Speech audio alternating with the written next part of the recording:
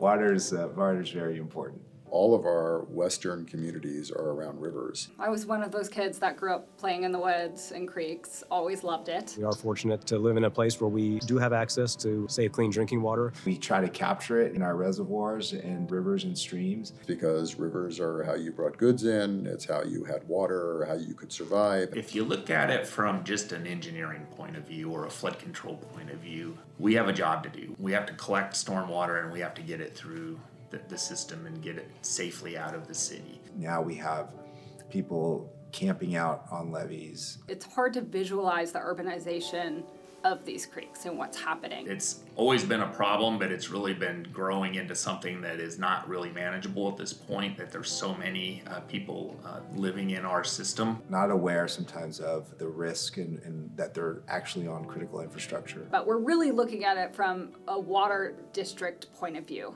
Where the encampment's located, is it located in a flood protection channel? Is it below ordinary high water where it may block flows? The biggest challenge is just the day-to-day grind of how to operate and maintain a levee or a flood control system when you have people living on it. We are flood control engineers. We're not a social service. We're not trained or accustomed to dealing with the homeless population. We might have a team walking on the levee and, oh, there's an encampment down in there. Let's go check it out. Well, maybe we're not going to check it out if you hear dogs barking and is it safe to go in there? So we might not be able to actually get to the site. We are all aware that when you're in the creeks, there are certain situations that can and will happen. Oftentimes we have our inspection teams kind of in harm's way. And there's a fear for management, and I'm worried about their safety. Because I've told my team, if you don't feel safe going somewhere, you're not going. I mean, let me know what's not getting done. If you feel threatened or if you feel like you're getting in a situation where you can't control what's happening, just leave. If you ask if this wasn't something that they should have saw coming, I almost don't see how you couldn't see it coming. There's no solution on where they should go. Because moving them from the levees to the supermarket parking lot, yeah, you solved the levee problem, but then who's going to fix the supermarket problem?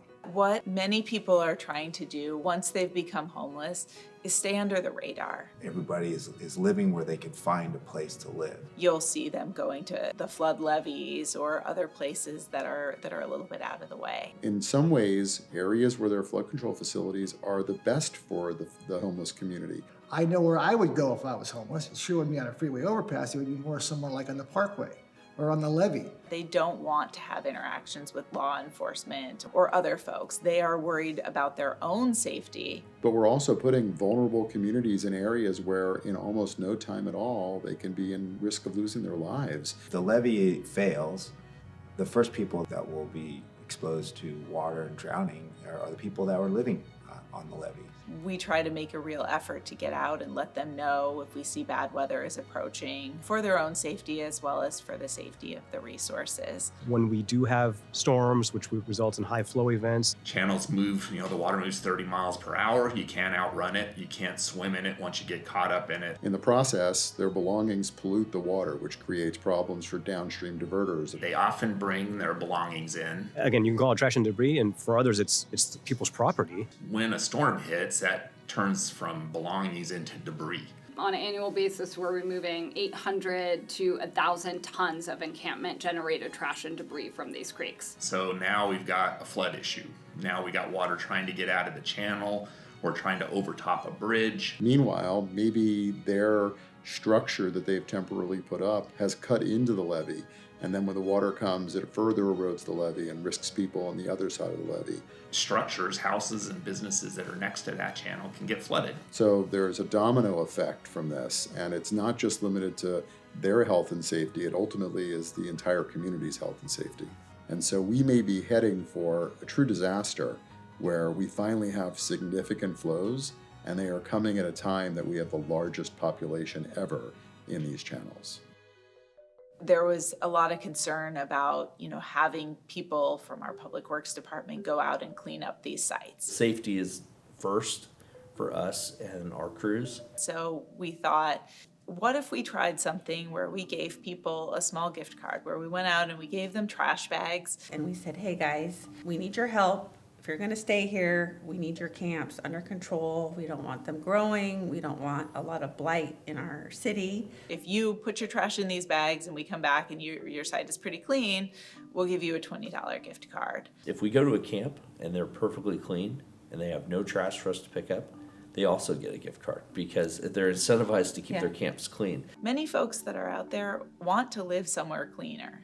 They don't want to be living in all their trash, just like you or I. My partner here, she helped design this program. It grew out of some discussions that I had with our sergeant who was over our problem-oriented policing at the time. We are trying to help the overall issue, whether it's the people experiencing homelessness or our government partners with keeping the storm drains clear. And it's much more cost effective than us having to go out and, pick up all the pieces of trash individually. Our homeless community loved getting gift cards because they could actually go out and purchase something at a store. We had one household that used it to buy fresh fruits and vegetables. Also, we developed great relationships with our homeless community. It's changed the tone of interactions that folks have with law enforcement. By our relationships, we can tell them like, hey, this spot is causing this issue, and they'll move for us. Part of what we're trying to find is what motivates people. Right? And to do that, you have to understand a little bit of their life story. Just going out there every week, we got to know them, we got to know their stories, and we even got a few people into housing with this program. Before, they were unhappy to see law enforcement coming. What is going to be the problem now? This is helping them. If they're going to be there, we have to do something.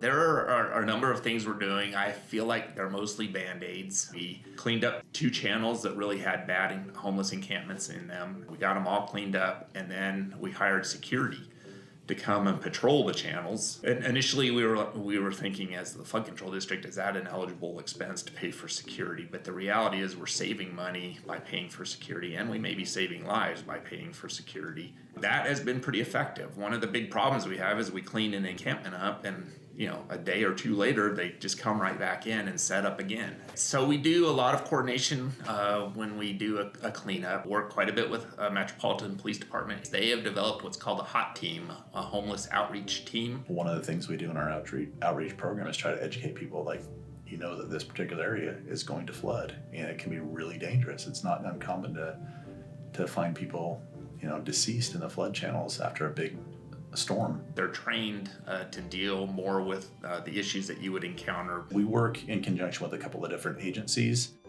There's an outreach component that we partner up with, and we spend a lot of time in the larger homeless encampments, and the flood channels being a frequent place to find homeless individuals. And then we have homeless advocate groups. Shine a Light is one of the most recent ones. They've gotten many people out of the storm drains, and so that is working pretty well to keep people out of the system. Community involvement is absolutely key. The agencies and the people that are willing to get their hands dirty, so to speak, to get involved with homeless outreach. I know it's a national problem, and Las Vegas is no different, but the more we have community partnerships in places to take people for services, the better. Mitigation is basically how we compensate for impacts that we're creating due to our routine maintenance activities in the creeks, right? When we do routine stream maintenance, our work can have impacts to the environment. Like, we have to repair an eroding bank, and we might have to put some rocks in.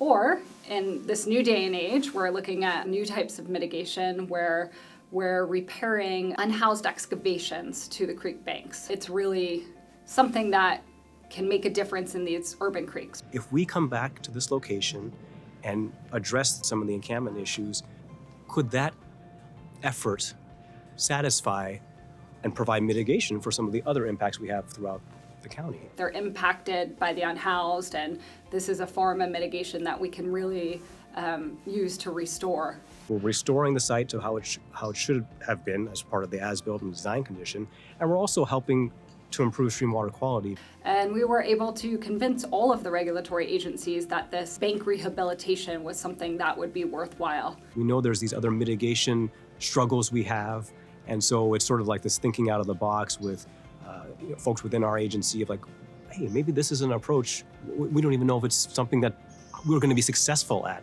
but why not try this out? The encouragement of getting mitigation credit for something like that is so important to agencies like Valley Water. And moving towards getting more mitigation credit for this great work we're doing, we also need to move towards getting more funding to water districts in general for this work.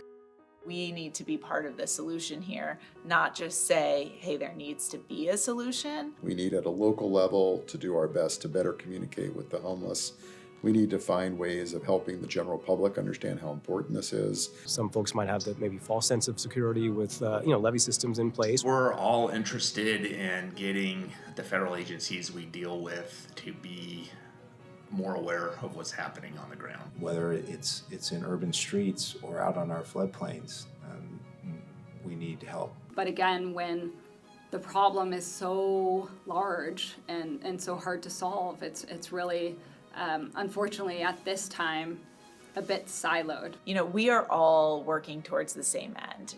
Nobody out there thinks that we should have a bigger homeless problem, right? And we all need to be a part of that solution. Get ahead of it by building your communication network. Make sure that you're already talking with your cities, your counties, your special district, your police, and figure out how you're going to handle issues before you have issues to handle. A good way to start forging those relationships with other agencies would be to join the continuum of care or start being an active participant in the area's continuum of care. Communication is really important. If you are a small agency that is struggling with homelessness issues in your community, joining a group like NAFSMA would be a great way to interact with those people, get engaged with the federal partners. Interagency Task Force on Homelessness, Helene Schneider, they've just been fantastic. The federal government has set up that agency to interact with multiple other federal agencies and try to pool resources to deal with the issues of homelessness. They understand what's going on at a local level. They are doing their best to connect us to resources. The collaborative efforts are the ones that are going to be the most efficient. It's just like flood control. It's an interconnected web. Until we look at it holistically, we're only doing improvements in these little silos. The consequences to our society of continuing to allow unregulated camping on flood control facilities is devastating. You lose hope, and then that becomes a much wider gulf that has to be breached. So we really don't have a choice. We've got to solve the problem now. But we are doing what we can and collaborating with whomever is interested to move forward and try and do more.